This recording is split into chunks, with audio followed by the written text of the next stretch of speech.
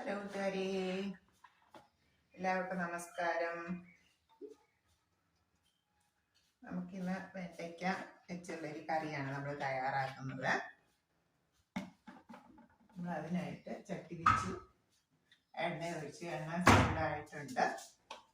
നമുക്ക് കടുകിട്ട് കൊടുക്കാം.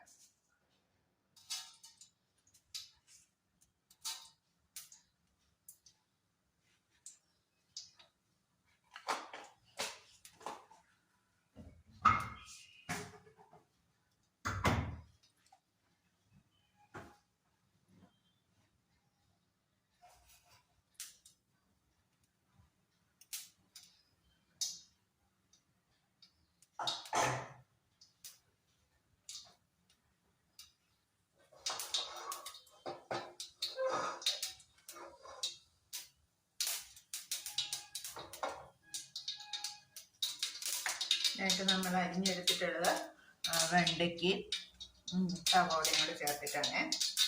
നമ്മുടെ കടുകൊക്കെ ഏകദേശം പൊട്ടി വന്നിട്ടുണ്ട്. നമുക്ക് ഈ എണ്ണയിലേക്ക്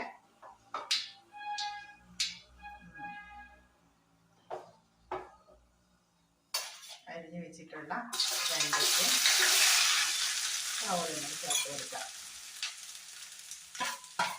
ഈ എണ്ണയിൽ വെണ്ടയ്ക്ക ഈ അരിഞ്ഞ കൂട്ട് നന്നായിട്ട് വഴന്നു വരണം. എണ്ണയിൽ കിടന്ന് വഴന്നു വന്നു കഴിഞ്ഞതിന് ശേഷം നമുക്കിതിലേക്ക് 1 സ്പൂൺ മുളക് പൊടിയും 1/2 സ്പൂൺ മല്ലിപ്പൊടിയും കൂടെ ചേർത്ത് ആ പച്ചമണം മാറുന്ന വരെ നന്നായിട്ട് വഴറ്റിയെടുക്കണം.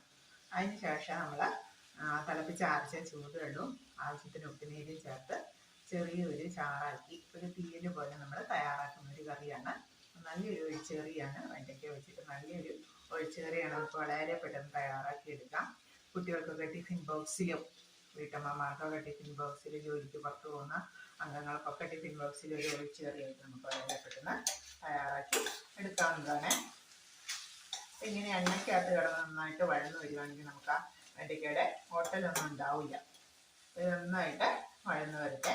അതൊരു നമുക്ക് മൂടി വെക്കുന്നില്ല, മൂടി വെക്കാതെയാണ് ഇനി വെണ്ടയ്ക്ക എപ്പോഴും വഴറ്റിയെടുക്കുന്നത്. ഇപ്പം ഇങ്ങനെ നന്നായിട്ട് തട്ടിപ്പൊത്തി ഇങ്ങനെ വെക്കും. അപ്പം ഇടയ്ക്കിടയ്ക്കൊന്ന് ഇളക്കി കൊടുക്കുക. അപ്പം ആവി കൊണ്ട് നമുക്ക് പെട്ടെന്ന് ഇത് വഴന്ന് കിട്ടും.